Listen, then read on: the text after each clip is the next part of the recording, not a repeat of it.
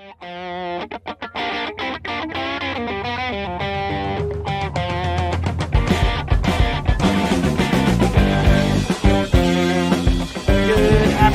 welcome to TraderMerlin Show. It is your Thursday afternoon edition. I made a mistake. I said Justin Krebs is going to be on the program today.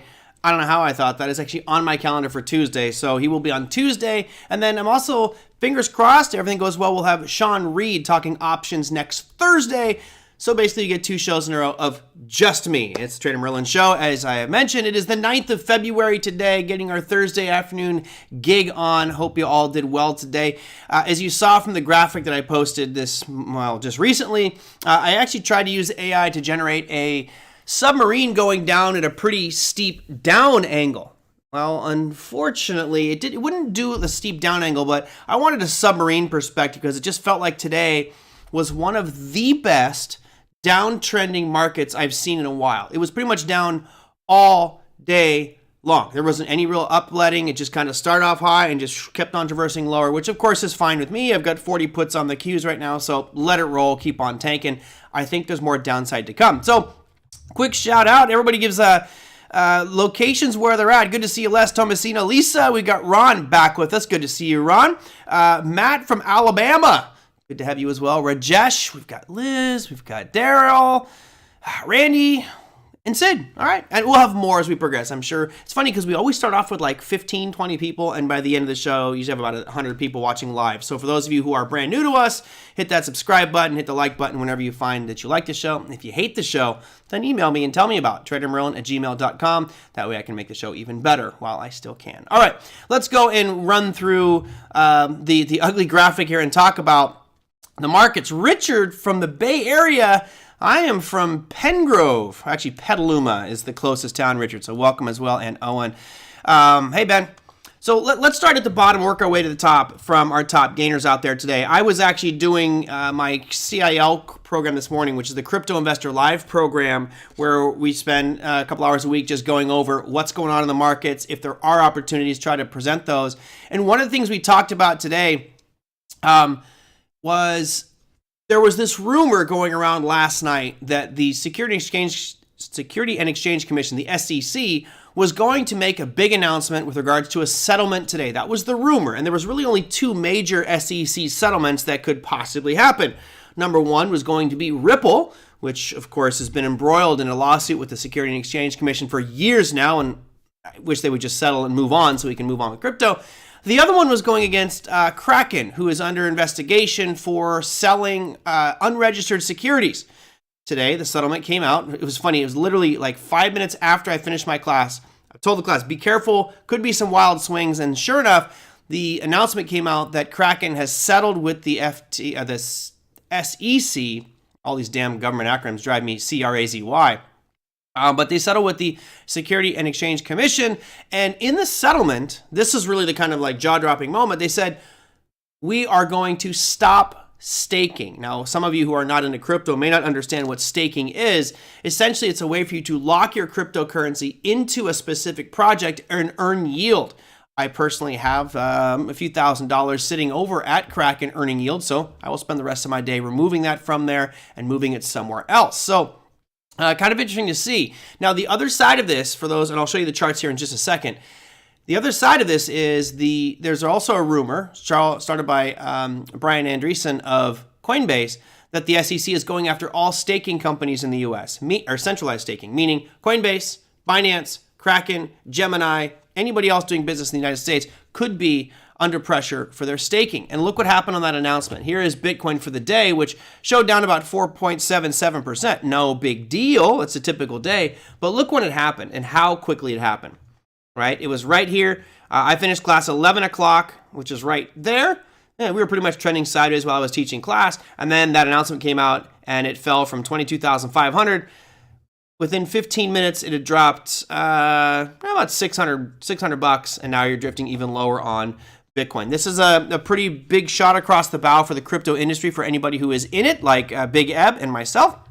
Kind of dangerous predicament for crypto because the more the government goes after it, the more likely you're going to see exchanges shutting down, and Kraken's actions today were not good. So let's run from the bottom there. That was obviously your worst performer. Russell 2000 nipping on the heels. And, I mentioned what a perfect day this was, really, from a down Periscope perspective. I loved it, and that's why I picked a picture of a submarine to kind of define the day today. First time you've been here live? Well, welcome, Steve. As you know, we're not afraid of interaction here, so as long as you keep it friendly and have some camaraderie, feel free to type into chat. For those who are new, if you have a question to discuss with the viewers here, awesome. Just type it in, chat away all you want. Just keep it nice and civil, or I will remove you. If you have something specifically you want me to address on the air, put a couple of question marks before your question, so when I scroll through, I can see which ones are directed to me specifically. So let's keep going. All right, so here's your Russell 2000. Obviously, the last 5-6 days have not been great for the Russell. It was up over 2,000. Now we're teetering and potentially getting down below that 1,900 mark, which was kind of a target place for me. Looking at this current chart, it obviously looks really bearish. The question is, do we come into a demand zone, let's say around 1890, somewhere in there, or maybe even this one back here right around 1837? For anybody who's a long-term technical analyst, we talked about this the other day, which was the golden cross. Right? A golden cross is where your short-term moving average, like this one here, is the 50, should be the 50. Yep, the blue one's the 50, the red one is the 200, and when those cross, that's called a golden cross. So in theory, you would want to be looking for long positions, building a bias towards a long side. I know many of us have a bearish bias. However, those moving averages should lead you to believe that prices are starting to move up. If you notice, the red line hasn't really curled up yet. It's still traversing sideways. The blue one is moving up, which means over the last 50 days, prices have been increasing on the Russell. And of course, you don't need to be a genius to see that one. It shows you right there. So this is kind of mixed signals. First off, the golden cross here tells us we want to have a long bias. And I would argue so does this most recent trend that started back in October, where we started to make higher lows and higher highs. We'll have to wait and see how deep this pullback is. My guess is we still have some downside move to go for the Russell, but all in all, still looking pretty darn good, even though we had this ugly day today. And I'll show you the intraday price action as soon as we get to the S&P 500. Yep, I'll set camp in there. Joe saying, yeah, I'd agree. There's a couple areas of demand on here. Now, again, we could draw multiples. You got that 1890 mark, but there's also, I think, a better one down around 1840, which could be a likely target here. It really depends on how bad the sentiment is, going into these macroeconomic announcements and economic data that's coming out over the next week or so. Let's go to crude oil, which usually is on one end of the spectrum or the other. Well, mid-pack, it's 1.03% decline for crude oil today.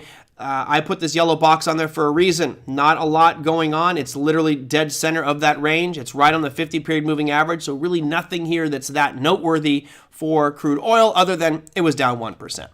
All right, moving up the ladder, we're still down, but here's gold. Now, what's interesting on this gold chart is we looked at this about a week ago, and said, look, expect a pullback. I still am bullish. I think that gold's going to 2,000, no problem. I've got my blue line there, dashed line across the top of the chart to kind of say that's where I expect it to go.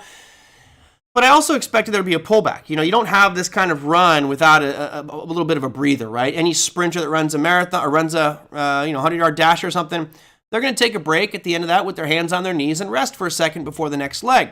So we came into that. We had this 1875 line mapped out, which was, from those who follow OTA and on the Trading Academy, rally-based rally. Certainly that'd be a nice pullback into it. And we came in 2 days, ripped right down to it and started to bounce off it. Not a good sign that we didn't get legs, meaning it only rallied for 3 days and then gave back those gains in 1 day. So not the best outlook here, but we don't have a close yet below 1875. I would also be keeping an eye on your 50-period moving average here. Now, I'm not a huge moving average person. I think that they are a crutch that too many people lean on, but it is something that you have to understand what other people are looking at. And right now, if we look at this picture, I've got three lines, right? I've got that horizontal line where I think that there was a demand zone. I've got a blue 50-period moving average that's trending up and a 200-period moving average that's kind of trending slightly down, almost sideways. Well, investor psychology will tell you that the retail investor is going to focus on that 50-period moving average. And if it gets down to it, you could also have that as a bounce point, kind of a de facto demand zone on that specific chart. So something to keep an eye on there with gold. Gold will continue to dump if the Dixie gets legs. Yep. Agreed. I agree. The higher that dollar gets, right, the more pressure it puts on commodities. And here you have your dollar. It's just that little bit of a reprieve, but you see we had this 3-day surge in the dollar index and conveniently resulted in an aggressive 2-day sell-off in gold. So yeah, if that dollar keeps rallying, sure, you'll see this break down even lower. And that's just one of those market relationships you have to understand. The dollar rules, the dollar runs the show here, not gold. Gold isn't the one that's dictating where the dollar goes. It's exactly the opposite. So focus more on that dollar index to give you a better idea of where commodities go. In general, the dollar is the one that's driving the show. All right, podium time, top three. S&P 500 down 0.94% today. I've got too many lines on here. Let me get rid of some of these lines. I don't like having that much artwork on my screen. It's a little bit distracting. And normally I don't even keep the moving averages on there, but I'm doing it just because we had the discussion of a golden cross, was it yesterday or day before, for one of the viewers. So I'll leave those on just until I get through these top 7, and then I'll delete those or just hide them for a second. So here you are in the S&P. With a breakdown of our most recent low. And when I say most recent low, I'm talking 2 days ago. And the interesting piece here is we have been on a nice uptrend for 2023, right? Higher highs, higher lows. We are still on an uptrend for 2023. We have not broken that yet. However, if we get a deeper pullback and we start to make some lower lows, then I'd have reason to be concerned about the potential for a bigger downside move. At this point, this is a natural pullback, right? There are a lot of factors that could lead us to be bullish, a lot of factors that could lead us to be bearish. I am bearish on equities. That's why I have a short position on the Qs right now, but that can change very quickly. I think that I'm looking for a reversion back down towards the mean, which means I'll ride the pullback out here a little bit. So let's do your S&P. Let's look at intraday because I talked about that down Periscope. There it is. I mean, you barely had any pops up. And we'll go from the open here. I'll put a vertical line right where the opening price is.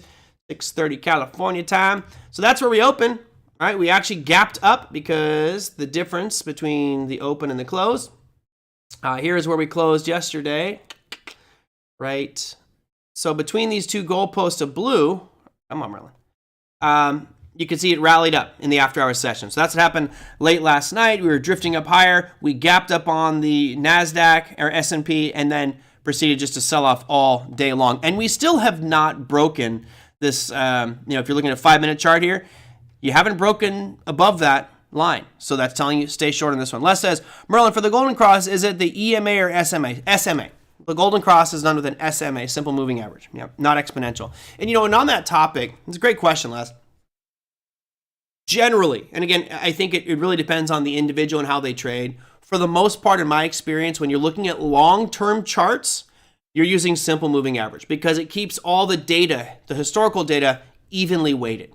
If you're a short-term trader and looking for day trading opportunities, maybe even getting in the swing trading category, a lot of people will use the EMAs because that puts more emphasis on the most recent data and discounts the older stuff. So it gives a little bit of bias to the most current price, which is technically what you're trading as a short-term trader. So there you go, a little bit of a EMA, SMA breakdown for you. So let me run through that. Obviously, we talked about this down Periscope, which I love the graphic that we did today. It should be diving and going, ooga, ooga. Now, it wasn't huge. It was only 1%, but it's just the consistency of it, right? I did not have any active shorts other than the holding position, so I didn't jump on any shorts today. But for anyone who's short-term trading, this is the day you dream of because it really didn't have any pullbacks to stop you out. There's only one that happened kind of midday here where it bounced up a little bit. Other than that, it was just sell off, sell off, sell off, sell off. So beautiful day. NASDAQ, same picture. I mean, it almost looks identical. Pretty much the same result, down about 0.95%. Pretty selling off all day long. And then your best performer, which has the exact same picture, is the Dow. Here is your Dow on a daily. Why did I bring it up on a daily? Because look where it's at. It is absolutely sideways. It sold off today right to the 50-period moving average, which it doesn't matter what moving average is here. If I put the 20 or the 50 or the 40 or the 10, it's all going to tell me the same basic picture because it's just traversing sideways, right? We don't need these moving averages to tell you that, which is why I normally like my price charts like this. I like drawing boxes and ranges where I see things in or triangles, but other than that, I usually don't keep moving averages on there. What do we got there? Yep, some moving average. Joe says, when other central banks increase their interest rate, historically, does it add or remove downward pressure on the dollar? That's a great question. I'm not sure if I have a definitive answer there, but obviously if you're saying when they increase their rates, it actually puts downward pressure on the dollar, which should help the equity markets, right? So when the dollar sells off, that's good for our equity markets. And if I have two currencies side by side, and let's say currency A is keeping their rates right where it's at, and currency B is increasing the Fed funds rate. If I increase on currency B, what does that do to global demand for that currency? You guys tell me, right? Currency A keeping the rates where they're at. Currency B is increasing the interest rate on that currency. In this case, the Fed funds rate, let's say they go from 3% to 3.25%. So 25 basis points more on currency B. What does that do to demand for currency B? What it should do is it should increase demand because now I'm getting a higher yield. So if I was making, let's say 2% on currency A, I might sell currency A, I might buy currency B because now I'm going to earn more. I'll get 3.25%, right? So this is kind of the carry trade where you're holding different currencies trying to capitalize on an arbitrage differential, if you will, between rates of different currencies. So let's say Europe raises their interest rates 50 basis points. Well, great, that makes it more attractive. However, at current levels, the US dollar's Fed funds rate is still more attractive than the European EU currency, euro. There you go. B has more demand. Yep, demand goes up, demand goes up. Exactly. Now, again, just because they raise their rates doesn't mean that people are going to flock to that currency, right? Again, you could have a spectrum of currencies, and Forex Factory has a pretty nice piece. Let me see if I can bring this up for you. Forex. And I think right on their front page, oh, maybe I have it blocked out here. If I go to calendar, I think it's right on the front page under calendar. It's loading up. I may have blocked them all out. Oh, I'm not sure where that's. It used to be right here on the front page. Let me see if I can find it for you guys. I block all ads, so this kind of creates problems for me. And trades, yeah. Well, there used to be a little panel right on the front page that showed you what the rates were for each different country. I don't know where that is at this point, but unfortunately, I'm not going to be able to bring that one up for you guys. But it'll tell you what the rates are for different countries, and the U.S. is leading that charge with pretty much the highest rate right now. Okay, let's see. Did I get through everything? So we made it all the way to the Dow. Obviously, blood across the board here, nothing but negative. That popped the VIX a little bit to the tune of about 5.5%. We looked at that dollar index real quick, which is, you know, it was down much more. This is actually a very bullish sign for the dollar index. You guys can probably see why. If you look at that price chart, you had this 3 great up days for the dollar index, 3 consolidation phases, and then you have, technically, it's a hammer. Now, I would prefer a hammer formation to be at a much lower beaten up level, right? Sold off more. But we could make the argument, let's see, our regression channel, and I'm going to do it from there to there, something like that, right? You can make the argument that we're in this, I'm going to change this one here, in this little pullback channel, and you have a hammer formation. So if it gets to breaks out of this, you know, I certainly think that you could see more upside potential, and that actually does put us potentially back up this 105 level. You know, one of the things that people like to do with this type of formation is to measure it. This is what's called a bullish flag formation. Not a wedge, Margaret, because it's pretty much even. Yeah, there's some topping and bottoming tails here, but price has stayed within that channel. What a lot of people will do on this bullish flag is they take from the bottom of the move to the top, which is right top of that candle where it started to pull back, and that becomes your measuring object. If that's the case, well, it actually would go higher than I anticipated. That would put us somewhere around 106.50 on that dollar index. Now, if we get to $1.650 on that, you're going to see this S&P tank. You know, we could bring us down to that 39.20 mark, right? That's a pretty steep drop there, and there is a possibility of that. You know, it's just one of those market mechanics pieces. Keep your eye on that dollar index. I'm just going to leave this chart like this for a while. Actually, let me take off the channel piece. I'll leave it there for now. Why the British pound's still low? I don't know. You know, it's low, but it's also had one hell of a run. I mean, remember we were down at 103, right? And now here you are at 121. So I wouldn't say that it's low. Low is a relative term. I mean, I would argue it's actually trending pretty well. We could take one of my famous yellow boxes and draw it around current range and make the argument that we had a huge run up. Now you're consolidating, going sideways. wait and see which way this thing breaks before you jump on the next big trade. If you're like David Warner, he's going to have specific number handles that he's looking at to trade that range. And right now, it looks like it's just bouncing between highs about 124.40, 124.50, and lows of 118.75. Great. Trade that range, right? So not that it looks, not that it's low, Robert. It's more of, why is it consolidating? Well, they've got their own political issues over there. I unfortunately don't follow their news too much, right? I'm more of a U.S.-centric trader. I apologize for a lot of international people here. I know that I focus a bit too much on the U.S. markets, but hey, that's where I play. Otherwise, here is your U.S. 10-year. I drew this channel just kind of for fun. I'm going to leave it there, even though we did kind of break above it just a little bit. Is it famous, Yellow Box? I don't know if it's famous. That's saying I'm famous, and I'm not.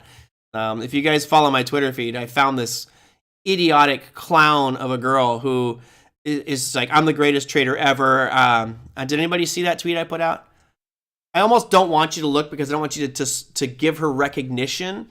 But this imbecile, and this is, why I have such an issue with that POS trader from Chicago, is a lot of time what people will do is they will say, oh, I bought it here, I sold it there. Can I see the actual trade? Can you show me on a live trading account, not a simulator, which a lot of traders do? Show me on a live account that you actually bought it there and you actually sold it there. If you're going to boast to me and brag and like, hey, I made all this money doing this, I kind of want to see the receipt tape. Otherwise, it's all bullshit and I think you're a liar.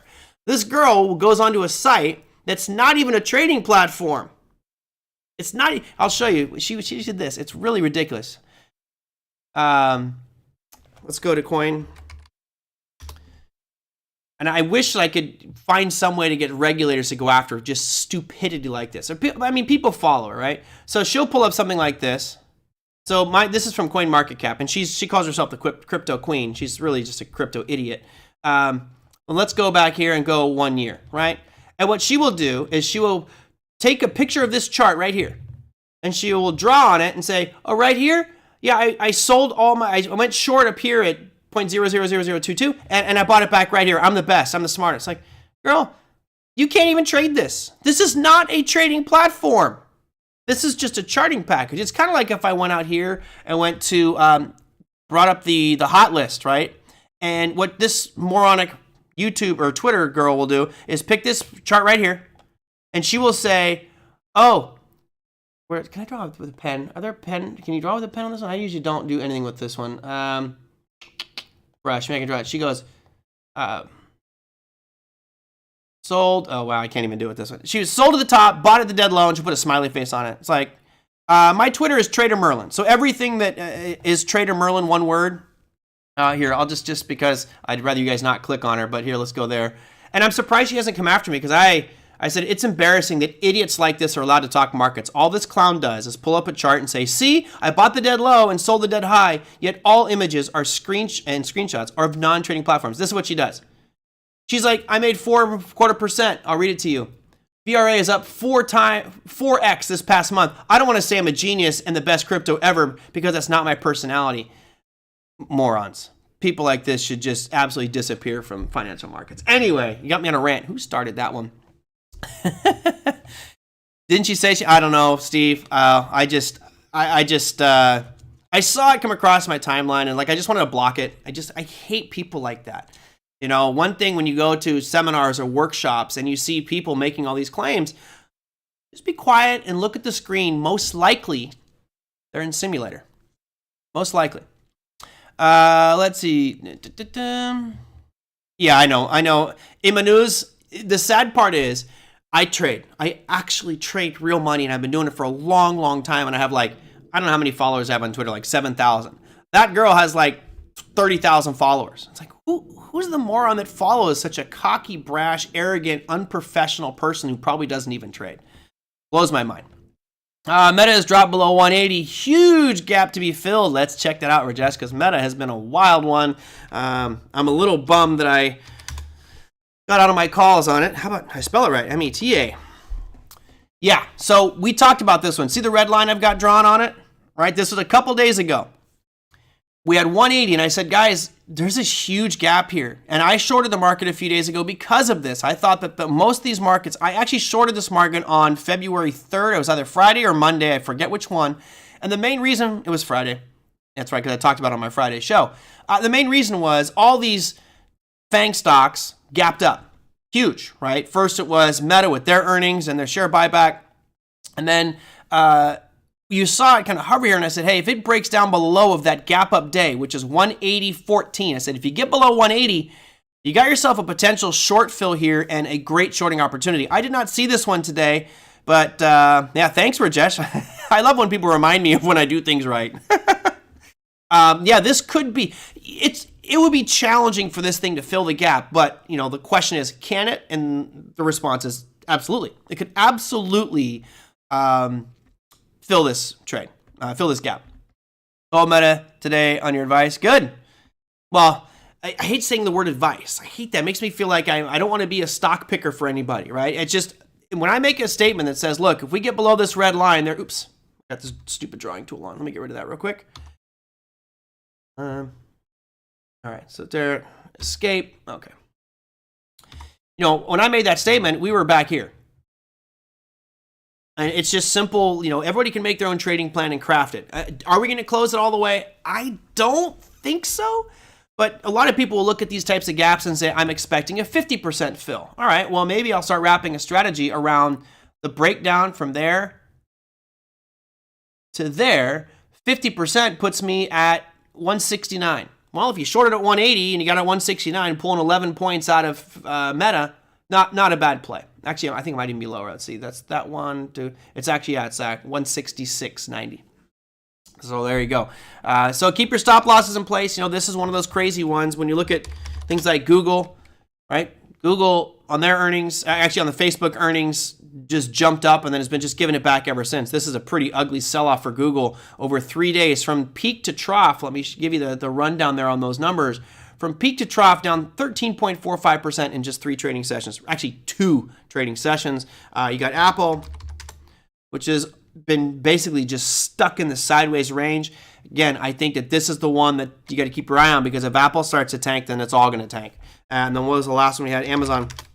Amazon had that Facebook jump up, right? Jumped up because of Facebook. Island reversal, gave it all back, and now just trending lower. So I might be looking at selling some puts on Amazon here in the near future, just not right now. Rajesh, are you looking at the Meta? 171. I mean, there's no real reason why honestly, you have so many potential numbers, and I'm doing this incorrectly. I'm doing it for where I would open the trade, which is when it gets down below 180. What most people will do is they actually do it from the gap up. So it gapped up here. That's where they would be saying that the gap fill occurs at. And I don't know if I necessarily follow that camp. That would put it at right around 173. So I do think you'll see more weakness from Meta, just because that's the way it's going. Meta ticker is loosely associated with Facebook, Instagram, and their poorly performance ads. Yeah, shorting makes sense. Plus, you got this monster gap fill. Now, remember, they are laying off employees. They are doing a share buyback. So typically, gaps do fill over time. Hey, good to see you, Oliver. Yep, everybody is. Everybody is. But remember my thoughts on yesterday's show. Merlin, you read my styles. I thought you said you need my styles. Like, are you making fun of my fashion? My friend came over today and was giving me a hard time because I got stubble. I need a haircut. I'm dressing. I was walking the dog to the dog park today in pajamas. I guess that's what you can do during retirement. Yeah, Glenn, everybody's cutting jobs right now. And instantly, I'm pretty sure all of you instantly think the same thing. When you hear that Apple's laying off, that Meta's laying off, that Google's laying off, you're like, oh man, this is bad. Remember our conversation from yesterday. It's not, this can actually be a very good thing for companies. Again, it's streamlining business operations and trimming the fat, people who just maybe not cutting their weight. You do that when things are tight. When money's flowing in hand over fist and you're just worried about growing as quickly as possible in that environment, hire a whole bunch more, right? Bring everybody on and worry about cutting them later. Now it's that point where like, okay, we grew during that last bull market rally, right? From 2020 to where we are today. We grew extensively as a business, but we have a lot more employees. We've established those businesses now. Let's trim the fat. That's what's happening. And then also the discussion of AI. I think that plays into it significantly. The AI factor, I have a feeling, will be the talk track for the next few years, right? I think we're just literally the tip of that iceberg from AI incorporating into workforces and causing more layoffs. I think it's going to get much, much worse than that. There's 100,746 laid off so far. I think it's more than that. Globally? Sorry, domestically, I think you're over 100,000 people have lost their jobs. Probably more than that. Walking the dog in your pajamas and slippers. Yep. That was me today. And it's 77 degrees here in SoCal today. So I should have had my shorts on. Anyway, nobody cares to hear about me in my shorts. Let me go to a couple questions here. John, so I'll go through this one kind of briefly, right? I don't like to do stock picks. It's not something I like to do because I think everyone needs to think on their own, and I'm always worried that someone's going to look at a pick I make and load up on that thinking it's got to work. Look, I'm wrong a lot. If you watch that Jerry Parker interview, I know some of you did. Well, let me just ask you, since I got close to 100 people here, you guys can all type in a number. I wish I have it here. Damn it, I don't have it written down in front of me. Where is it? Oh, maybe it don't. Anyway, it's downstairs where I was watching it, but I'll ask you guys a question. You type it in.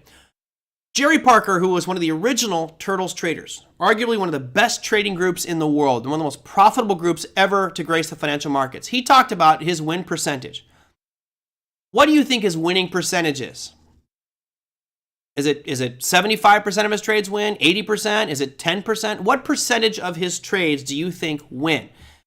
Just curious what you guys think of that one, right? Here's a guy who is one of the best, and he uses a trend following strategy, which I will talk about on tomorrow's show briefly and talk about that. His winning percentage is not 60. Nope. Yeah, I don't have the number in front of me, but I think he said it's like 70% fail rate. Was it 70 or it's 60% fail? It's either 70 or 60. Bottom line is he's failing more than he's wrong more than he's right.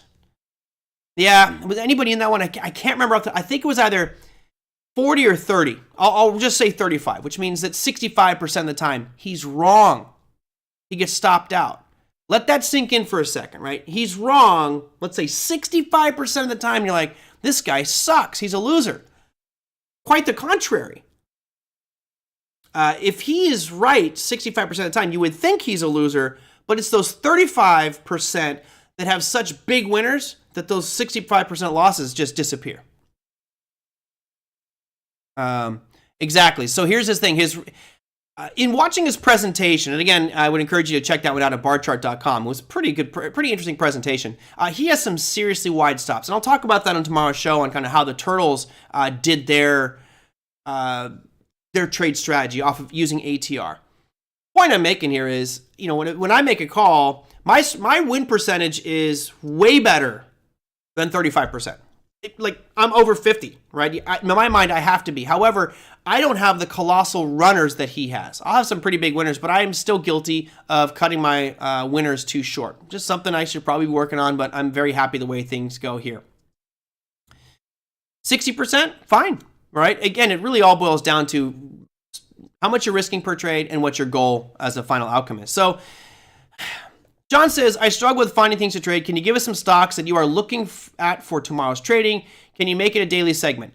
No, I'm not going to make it a daily segment. And maybe sometime down the road, I thought about actually, one way to maybe monetize is to do kind of a picking service, but I just don't like doing picks. I think that one of the reasons I love OTA picks is they're really designed as an educational tool. Like, take your education, look at how those levels were determined, and see if it does line up with what you're doing. To me, that's really important. If you're just buying someone's subscription and taking those trades, I don't know. I don't feel like you're really learning much, and that's the whole goal, will be to learn how to trade on your own so that nobody can take this craft away from you. If I sell you picks for, let's say, I don't know, $29 a month, I could do that. But then if I take those picks away, you still won't know how to trade. To me, it's more important to learn how to trade. What did he trade? He trades everything, and I'll talk about that one tomorrow. He says... Exactly. He says in some trades for 2 years. That is not my style. But that 2-year trade is all about the big trend. I'll cover more about how he does it tomorrow and kind of what the turtle principles are, which is very interesting. So I'm not going to give you a daily segment that says, here's my picks, because I did that before on Power Trading Radio, and like I said, I had a guy try to sue me because he said he lost a bunch of money on it. Anyway, let's look at just some things that are on my radar. And I usually run scans and filters for different things like UHS. I was looking at UHS because it popped up on a scan and filter. Now, the reason it popped up is, and I'm showing you good and bad here.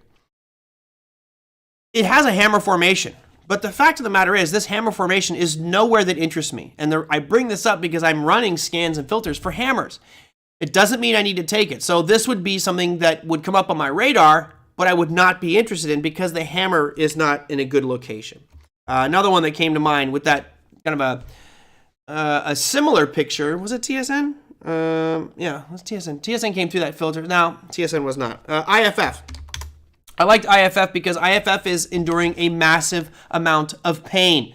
International Flavors and Fragrances. I don't trade this one, and part of the reason why it will not do well for me is it's very thinly traded. I like things with higher volume.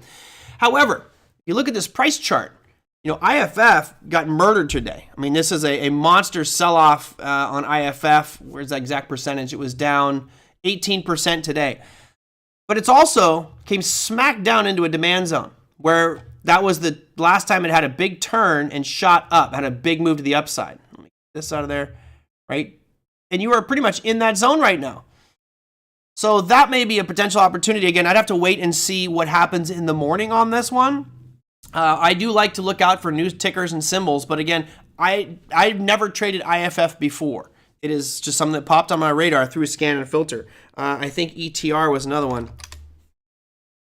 So here's another one that I'm interested in, and again, it has to do just because it fell down to a specific zone, and now is that critical moment where it has to make a decision whether it's going to pop to the upside and bounce from here, or does it keep on breaking down. If it does, then you're looking at a good, $6-8 worth of meat on that bone. That is simple scans and filters. Now, normally what I do is I love to do stuff like this. I think I moved my whole screen around. I will go through charts, and on a daily basis, it takes me maybe 5-10 minutes. I'll run through XLY. I don't see any real trade setups here. XLK, I don't see any real trade setup. There's nothing big on a daily time frame that screams that any of these should have potential trades going on. Wow. Healthcare, just on a nosedive and beautiful. Like, that's a great downtrend. Crazy to see it that clean.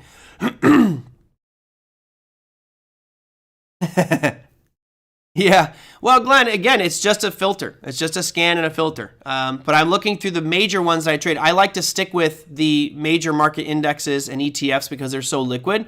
But if, these are all going to show the same basic picture.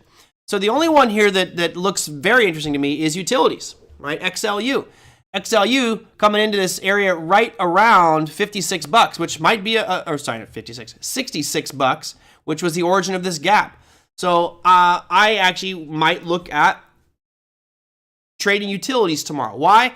Because utilities aren't going to go away. And if you're like me out in California, you're getting absolutely screwed by utilities companies right now. Our gas prices, it makes no sense whatsoever. They're through the roof. It's insane down here. But that might be one I'll be trading as a potential buy point, catching that falling knife. I know it's dangerous, but it is coming in, closing that gap, which I'd be looking at as a potential buy point as well. So those are some basic things. As far as patterns go, I didn't see anything that's really noteworthy. One thing that I haven't had time to do today is I like going out to sites like FinViz.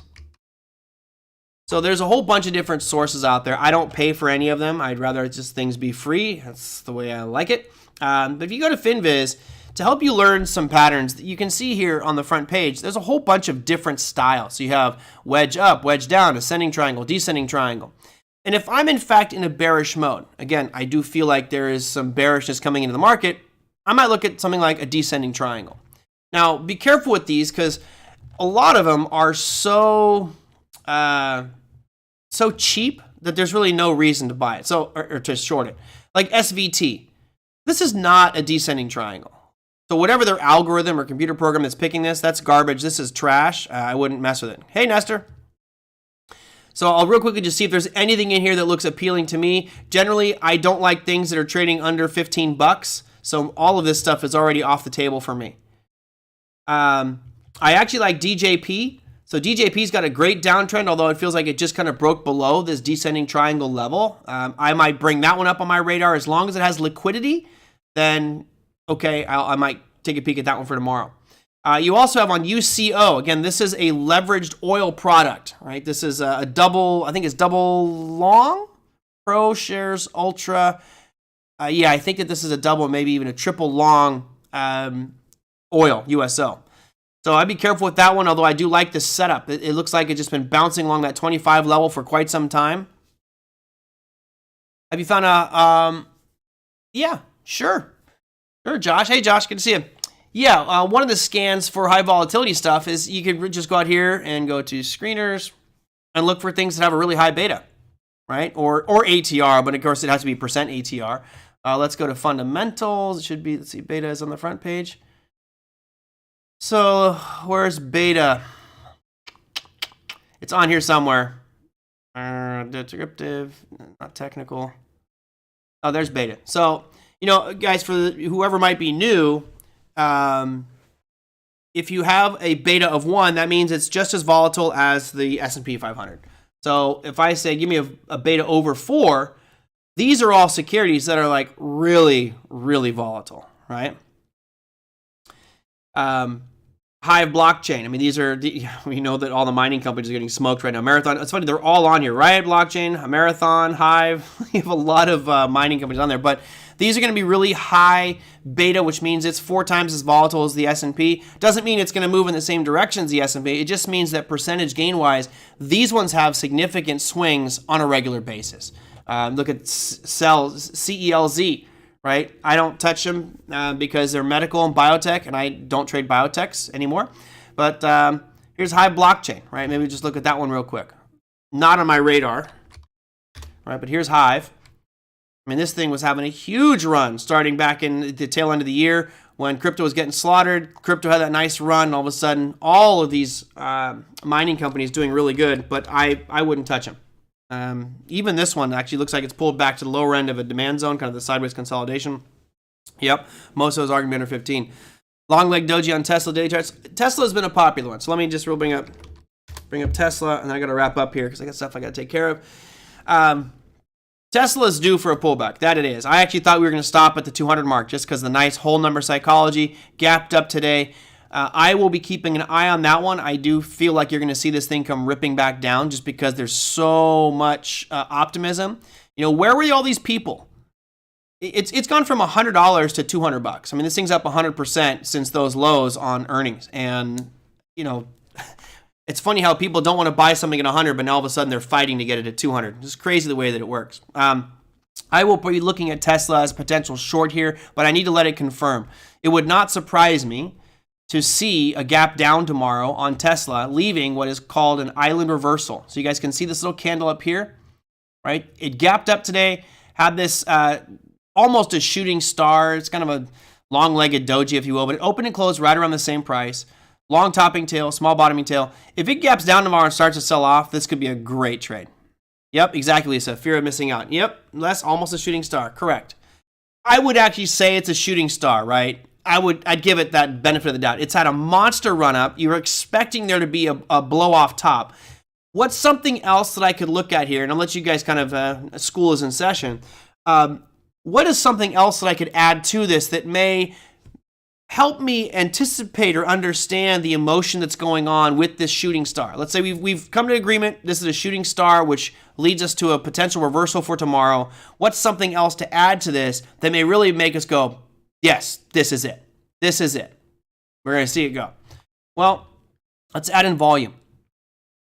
I haven't looked at this, so it's not that critical. Like, I would love to see today a volume spike that's, double, triple normal. It's higher than normal, but not great. So I wouldn't call this a blow-off top, right? Lisa's right. A supply zone would be good as well, but I don't really see any supply zone here that would impact this shooting star. So there's one shooting star into supply. We don't have it. We have a shooting star, but no supply. We have volume slightly higher. Not that big of a deal. Now, we don't need to put on RSI, do we? I mean, if I put on RSI, stochastics, Bollinger Bands, MACD, they're all going to say the same thing, right? Nobody here needs an indicator to tell them that this is overbought, right? I mean, you all know the rules. Let me take this one off. That's ATR, which I'm going to use a lot on tomorrow. Let's take the moving averages off of here. Let's add on just Bollinger Bands just for fun. So this is going to be outside the upper Bollinger Band. It pierced the upper Bollinger Band today, and I don't need to put them on there to see it, but a lot of people this helps. Oh, I'm slightly wrong. Damn it. I should have been on that one. This gap screws things up, but you're right near that upper Bollinger Band. And then let's add in what do you guys prefer? Stochastics or RSI? I think most of you are RSI people, so let's put on RSI. I like stochastics better myself. And there's RSI. It's going to tell you it's most likely going to be over 70, right? And here we are at 77. So it's overbought. Great. That does not mean that it has to come down. It does not mean that it has to come down, although being overbought, especially being overbought for such a long period of time on Bollingers, right? We pierced it. We're just hugging that upper band.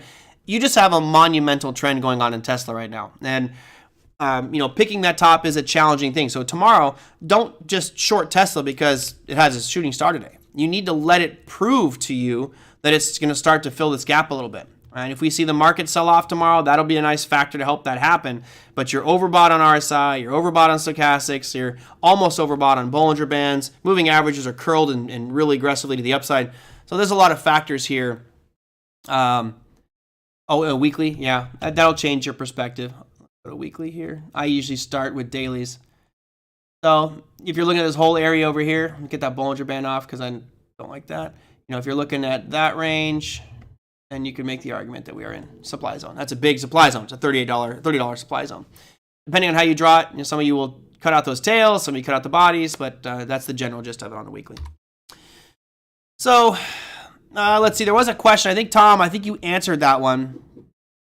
So Ganesh asked, can you talk about decay on an ETF? I can explain it, but it doesn't really do it justice. What I have on one of the platforms, I'll show you. I have to build it out, and I don't have it readily available. Is I have the single ETF long, double ETF long, triple ETF long, and then I have single short, double short, triple short, and I line all three of those up. And you can see clearly over time that when the underlier remains unchanged, over time it fluctuates and remains the same at the end. So starting period, let's say it's $100, ending period, it's $100. You would think that everything else is going to be a multiplier of that. They're almost all losing money. Even though the underlier is right back where it was, the leverage ones lose money because it resets the percentage gains every day. So when something drops 3%, actually let me say it, something drops 50%, it has to gain 100% to get back to even. You're not going to get those types of moves. So when you have volatility, big chops, it'll just start to eat away more and more at the decay on that specific ETF leverage. But let me get a picture of that for you. What Tom say? Pros and cons. People want to get out. Programs push those points. Programs can see us getting it. Yeah, that's not the decay piece, but visually you'll be able to see it. So there you go. All right, let me wrap this up here. I had a couple questions. Oh, this last little one I want to get to. What time is? Oh man, I gotta get going. Nick says, and Nick, thank you for the question. He put this down below the YouTube video, so you guys, I think it was up below the YouTube video. If you guys have questions, put them below any YouTube video. That's the easiest way to get questions answered. Nick says, is there any way to assess how far the bounce will be if there is some form of short squeeze? Now, this was on the discussion with natural gas. So let's bring up that chart of natural gas. I rearranged all my lists here, so I'm trying to make it easy on myself. Natural gas should be up here. So if there is, in fact, a short squeeze, and who knows if it's coming, right? Yesterday was just a bloodbath. Today was a little bit better. But, where is it going to bounce to? I guess that's the question that a lot of people, I'm holding it too, but I'm also selling calls against it and locking in, lowering my dollar cost average. If you look at this most recent swing here, what a lot of traders will do, and I think it personally, I don't think it works on a chart like this, is they'll say, okay, where did this last trend start? Okay, it started there, and then if it bottoms out here, where's the bounce going to come to? And over here, because this is a Fibonacci retracement tool, it gives us percentages. So it says here the 23.6, which is not the most common used fibs. Normally the 38.2 is the most common. So let me put a line right there. I'll put a line at 38.2. I'll put a line at the 23.6, just so I can take these out. I'll put a line at the 50, which is actually not Fibonacci, but I do it anyway just because so many people look at it. Fibonacci, 50% retracement is not a Fibonacci number. You have the 618 and the 786. So these are the levels that Fibonacci says, for whatever reason in nature, these levels occur. So this is kind of like what David Warner's doing. Hey, morning, Don, or afternoon. This is kind of what David Warner does with his, is he's now using these lines as target points. So these initial two were ones that I drew, right? So those would be his target points. So if you get a real big squeeze on this thing and we do start to see some of those speculators cover their short positions on natural gas, then 345 becomes the target. However, you are fighting this avalanche of momentum at this point. So this is a very aggressive speculative trade. So if anybody's long Boyle, you're really, you're taking a huge risk here. I'm okay with the risk myself, but some of you might want to reconsider it. This is pretty dangerous with natural gas at this point. So Nick, that's how I would use it to anticipate where things might bounce back to. Obviously, the first thing I'm going to look at is supply zones. So let's take away the 50%, which is this one. Right, I would say that my next logical target for natural gas, if it does start to rally at all, is 277.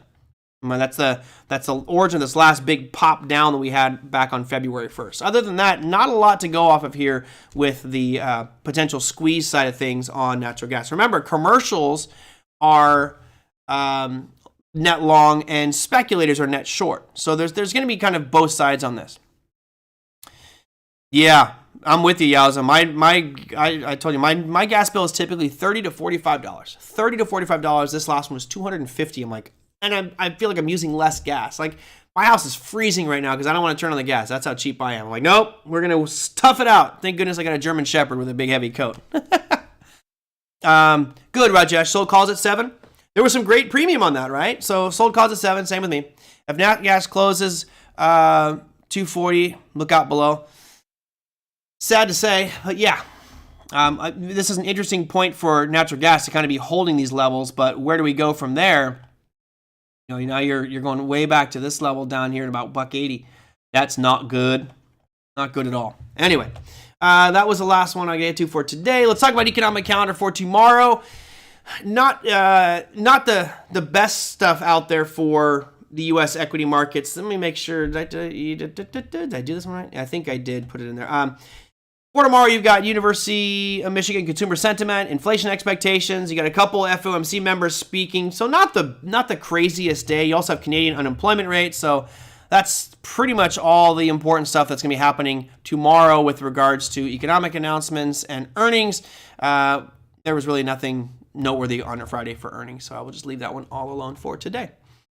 So that's going to do it. I'm going to wrap this show up. You sell any puts on natural gas? I did. I sold a bunch of puts on natural gas, and actually on Boyle, BOIL, which is double long natural gas. We'll see how that one pans out. So far in the hole, but the covered calls have been really helping out. The premium's been monster. It's over 5% a week on those options. So we'll see if this keeps on drifting lower. My options expire next Friday, so I still have some time left for that one. Ideally, what I'd love to see next week is Boyle close at $6.99. Close at $6.99. Let me sell the 7s again next week. Collect even more premium. There you go. Tom, SoCo Gas sent out a notice on a credit for about half of what. Oh, I got to check that one out because it is gouging. Absolutely. All right, guys, that's going to do it for me for today. Tomorrow, I will talk a little bit about the Jerry Parker presentation that went on at Barchart.com with John Rowland the other day. We'll also talk about kind of the turtles, which is one of the more popular strategies out there. It makes a lot of sense. There's some really good stuff in that strategy, but I think there's a lot of big problems as well, which we can discuss on the program. If you guys have something you want me to talk about on tomorrow's show, email me at TraderMerlin@gmail.com or go out there and put it down below any YouTube video. I will see those comments, put them on tomorrow's show as I savor a nice cold glass of whiskey with a giant ice cube on tomorrow's show. That said, happy Friday, everybody. I'll see you tomorrow. Take care.